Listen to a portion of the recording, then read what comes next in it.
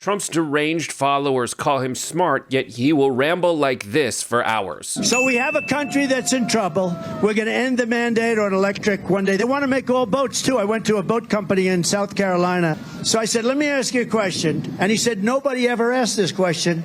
And it must be because of MIT, my relationship to MIT. Very smart. He goes, I say, what would happen if the boat sank from its weight and you're in the boat and you have this tremendously powerful battery, and the battery's now underwater, and there's a shark that's approximately 10 yards over there. By the way, a lot of shark attacks lately. Do you notice that?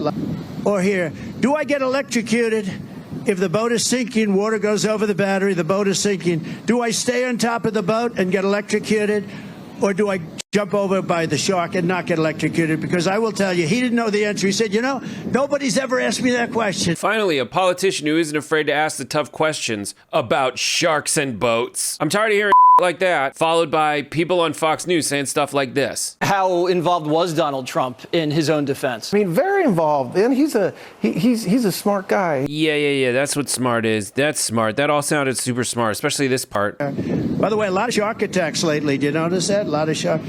I watched some guys justifying it today. Did you catch that? He's watching Shark News. Like, on a normal day, he's watching Shark News. He should be president now. Like, what's happening? He's talking about terrible ways to die on a boat, none of which are drowning. Do I stay on top of the boat and get electrocuted, or do I jump over by the shark? He said, you know, nobody's ever asked me that question. Yeah, I believe him, because that's the dumbest question anyone's ever asked. No one else is stupid enough to ask that question. And the audience isn't batting an eye. They call the left sheep. Look at you guys. You aren't even like questioning why he's telling this horrible story. No, yeah, electrocuted by a shark. You mean electric shark. And the whole time he's like, thinks he's smart. He's referencing his connection to MIT. And it must be because of MIT, my relationship to MIT. Do you know what his relationship is to MIT? It's a family relationship. You know, I had an uncle. He's the longest serving professor, Dr. John Trump, in the history of MIT. Same genes. We have genes. We're smart people. We're smart people, you know? We're like Mr. Lieutenant Governor, we're like racehorses, too. You know, the fast ones produce the fast ones, and the slow ones doesn't work out so well, right? That's the dumbest anyone's ever sounded while telling you they're smart. Like, you're the slow ones. The very, very slow ones. There's no excuse for that stupidity. There is, however, kind of an excuse for him rambling incoherently. In case you're wondering, I got no teleprompters, and I haven't from the beginning. And then I don't pay the company that does it, right? And then I end up with a story Trump doesn't pay. I don't pay contractors that do a job, and that's job. Yeah, take that, non-billionaire workman. Any sane person watching that speech would conclude that Trump is an elitist jagoff who complains every time something doesn't go his way. Meanwhile, on Trump state media, he was a totally real, normal American, and I think actually handled it with aplomb. It's a normal, average American. He did great without the teleprompter. And what are you talking about? He talked about getting drowned by an electric boat shark. And then he threatened to stiff like a guy on the crew while bragging about how smart he is because his uncle teaches at MIT. So Fox News dedicated an entire segment to how the media responded to how awful Trump did at that speech. Yet the viewers who tune into Fox News get a couch full of cheerleaders telling them every other news station is wrong and that Trump did great. If you agree with Fox News on that, you must be living in a different reality. Or you might be sick with something. It's called Trump Derangement Syndrome. Could TDS, Trump Derangement Syndrome, be a real clinical problem people are having? I'll let what's become of Dr. Drew answer in a second. But first, a lot of people have Trump Derangement Syndrome. On the left, on the right, in the center, a lot of people. Trump Derangement Syndrome is simply when your feelings about Donald Trump blind you to reality. Like when people on the left willfully ignore the fact that he's kidding sometimes. Or when people on the right think that he's just a normal guy, an average American, when really he's an elitist billionaire who couldn't give a if you lived or died. Or when people like Dr. Drew are so thirsty for support and relevance that they'll actually humor this bullshit question as to whether Trump Derangement Syndrome is an actual syndrome.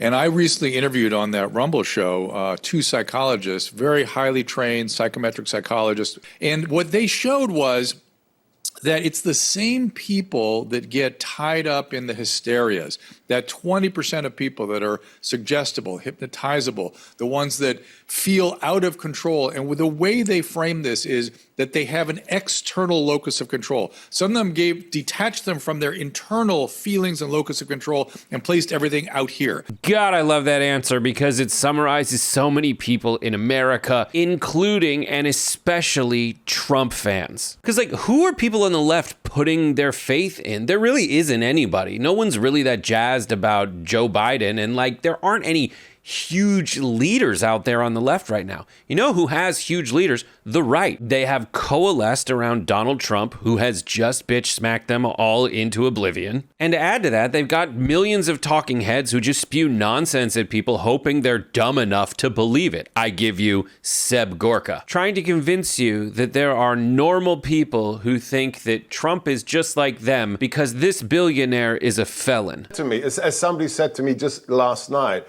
being a felon is like, oh, if you're a member of the, your chattering classes and you went to Harvard. But if you're working class and you forgot to, renew your car insurance, or your nephew got arrested with a pocket full of weed, the idea that President Trump's a felon is like, okay, we can relate to him. Is there that lack of understanding? There is. And I remember when I first told people when he was charged that, there will be groups in this country that you just have no friend. You don't have friends in these social circles. You're in Loudoun County, Virginia. Your lunch is $200 every day. You're eating at some cafe. I mean, you know what I'm talking about, right?